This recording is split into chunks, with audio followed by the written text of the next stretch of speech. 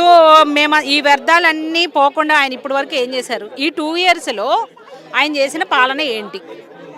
ఖమ్మంలో ఇల్లు గోలగొట్టడం, నల్గొండని ఇబ్బంది పెట్టడం, మా స్ట్రెచ్ మొత్తం మధు పార్క్ వాళ్ళు ఈ స్ట్రెచ్ మొత్తము దాదాపు 20 కాలనీస్ ఉన్నాయి. ఆ?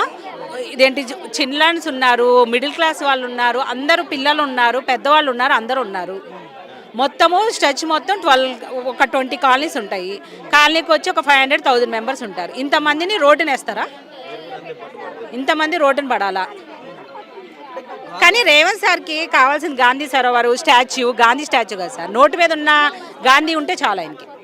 ఆ నోటు కోసమే వెయిటింగ్ ఆయన, గాంధీ మీద అభిమానంతో కాదు. వాళ్ళ మనవడే చెప్పారు కదా సార్ వద్దు అని. వాళ్ళ మనవడే తుషాల్ గాంధీ సార్ చెప్పారు కదా వద్దు, మాకు ఇది వద్దు అని చెప్తే మరి మీరెందుకు పెడుతున్నారు? మీకు ఏమొస్తుంది? ముందు క్లీన్ చేయాల్సింది మూసీ నదిని. మూసీ నదిని 2 ఇయర్స్ నుంచి ఒక్క నాడు కూడా క్లీన్ చేసిందే లేదు. మన డాక్టర్ దగ్గరికి వెళ్తే ముందు చూసేయాల్సింది మన బట్టలు కాదు, మన లోపల ఉన్న డిసీజ్. అది క్లియర్ చేయాలి ఫస్ట్. అది క్లియర్ చేయకుండానే మొత్తము ఈయన ప్రాజెక్ట్ కంప్లీట్ చేస్తారన్నమాట. మేము డిమాండ్, మా ఇల్లు మేము ఇవ్వం సార్, మేము అడ్డంగా నుంచుంటాము. మా మీద బుల్డోజర్స్ వెళ్తాయో అరెస్ట్ చేసి కూలగొట్టినా కానీ ఊరుకుంటామా? ఫైట్ చేస్తాము, మా ప్రాణం ఉన్నంత వరకు ఫైట్ చేస్తాం సార్.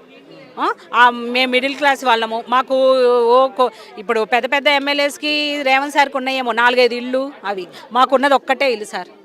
మాకున్నది ఇది ఒక్కటే. దీని మీద కూడా ఈఎంఐలు ఉన్నాయి, మేమేమో డబ్బులు కట్టేం కట్టుకోలేదు. మాకు వచ్చే ఒక 10,000 శాలరీలో ₹2 దానికి, ₹2 ఎడ్యుకేషన్కి, ₹2 ఈ మెడికల్కి, అన్ని ప్లానింగ్గా 60 ఇయర్స్ ప్లానింగ్ వేసుకొని కట్టుకున్నాం. ఆల్రెడీ లైఫ్లో 40 ఇయర్స్ అయిపోయింది. ఇంకా రిమైనింగ్ 20 ఇయర్స్ జీరో నుంచి స్టార్ట్ చేసి ఇక్కడికి వచ్చి మళ్ళీ జీరోకే వేస్తున్నారు.